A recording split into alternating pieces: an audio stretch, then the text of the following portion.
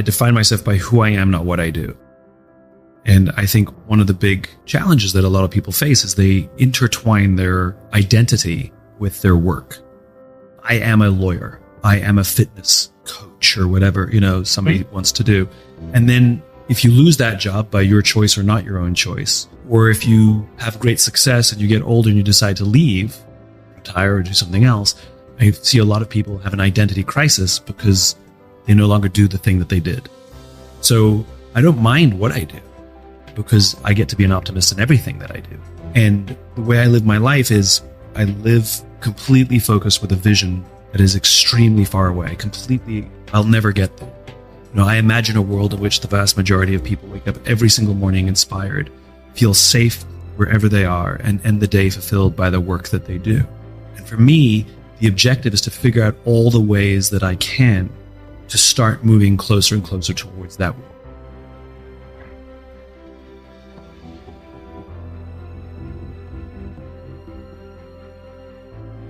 I never, ever imagined that I would be an author. I was never one of those people who thought I had a book in them, And after every book I've written, I've said, okay, that's probably my last one. And I said that after the first one. But here I am, an author, because the opportunity showed up that I thought, oh, this is a good way to move towards that vision, right? Then people would invite me to speak about my ideas. And I thought, okay, never, ever wanted to be a public speaker. I actually am more of a behind the scenes person. I've never desired to be on the front of a proscenium. But when the opportunities presented themselves, I thought, well, this is a very good way for me to spread this message and to spread this vision. And so when you ask me, what do? I do anything that I need to do to advance towards that vision. I like testing things in real life. Many of my ideas are from real life scenarios where it's not like practice. Okay, it's ready for the real world now. There have been more than one occasion where I've walked out on stage and go, okay, they brought me in to talk about this, but I'm having some new ideas. Are you guys okay if I try talking about this? It might completely fail. I just wanted to get some, and like people, especially pick your audiences. You pick a room full of entrepreneurs, they're fine with it. And then I would try new things. I think what makes it work is very often when we do these things, we show up with a selfish disposition, right? I hope they like me. I hope they like my work. I hope they buy my book. I hope they go to my website. I hope they follow me on social media. And we act that way. People can tell. And so I've learned early to show up with a giver's mentality. I don't care if they like me. I don't care if they buy a book. I don't care if they follow me on social media or not. All I know is I have something that I think is really valuable, and I'm going to give it to you. I want to give it to you. And I believe I'm giving it to you with all of my gusto and all of my energy. And so like, I remember, people would apologize because they said there's going to be this size event and like only half the number of people showed up and they're apologizing. And I know a lot of speakers who would get angry. You promised me this size audience. And I was like, well, I just feel sorry for the people who didn't show up because the people who did show up are going to get all of me. I hold back nothing. And I think when you show up with a giver's heart, and I literally will say that before I go out on the stage, I will literally say under my breath before I step on the stage, you're here to give. I will remind myself that what I'm about to do is an act of generosity. I think I have something pretty and I want to share it. And people can tell. People can tell. And so you have a wide berth when you show up with a giver's heart. You can make mistakes and you can stumble over your words and you can talk a little bit too much like I am right now. And people are just fine with it. So I think, we're highly attuned social animals. And if you show up to give, you can, believe it or not, you can experiment a lot. Many years ago, I had a meeting at the Pentagon, of all places, with a big fancy general. And I was waiting in the foyer, just waiting for him. And somebody comes to get you. Yeah. And you have hallway talk because walking quietly down a hallway is too uncomfortable. Yeah. And so you have hallway talk, which is nonsense. It's things like, how's, hot day out today? Or did you have an easy trip? Totally. And yes, it's just nonsense. And as soon as you walk into the room, that ceases, right? Well, that's what happened to me. The general came to get me and we were walking back to his office and the hallway talk ensued. And he said, Simon, I had everyone in my office read your book. And I said, my publisher thanks you. And he said, tell them not to bother. I had them read my copy. So I learned total book sales, 1. Total impact, huge.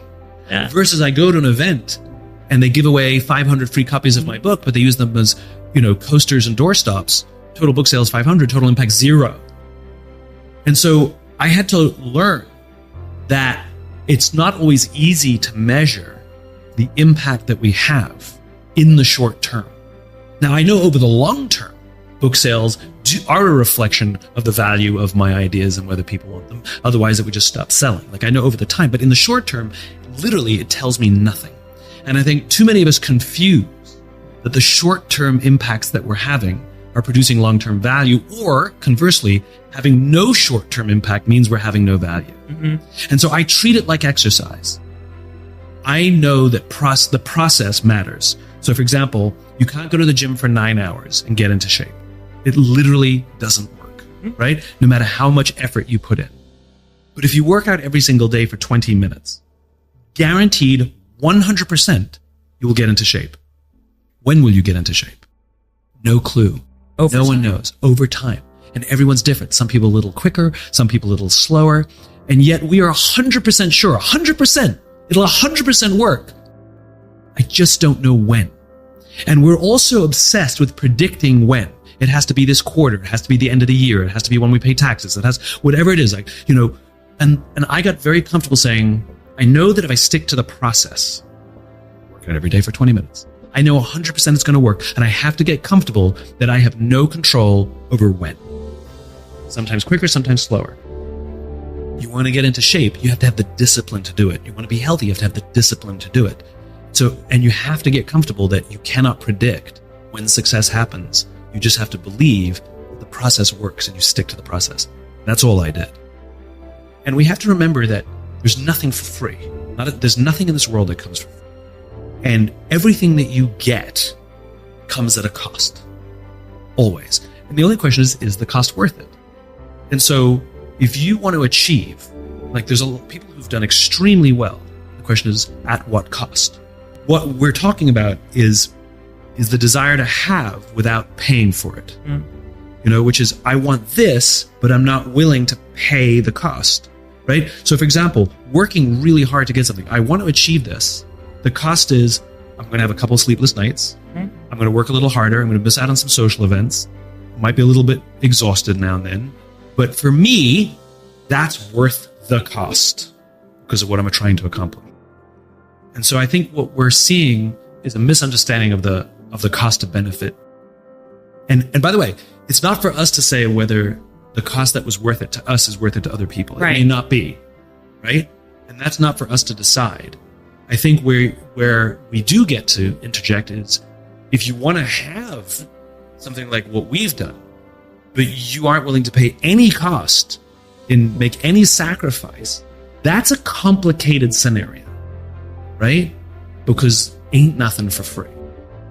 But it's not for us to determine what someone's ambitions should be either. Like if somebody is totally fine, here, right? And whatever here is defined as, it doesn't matter. It could be financial, it could be anything, whatever it is, right? If somebody's fine here and they don't work a lot of hours, right? And this is fine, and for them, this is very happy, I think that's fantastic. Right. I'm not telling anybody they have to live my way, your way, their way, this way, that way. I don't want to live one way either. Like, I don't need max, whatever other people have, because I don't want to work to that degree either.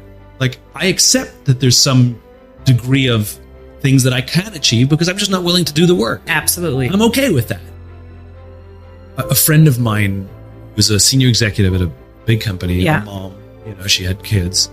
She told me very early on when she was like my work mom, like I was entry level, and she took me under her wing. She was a partner at the company.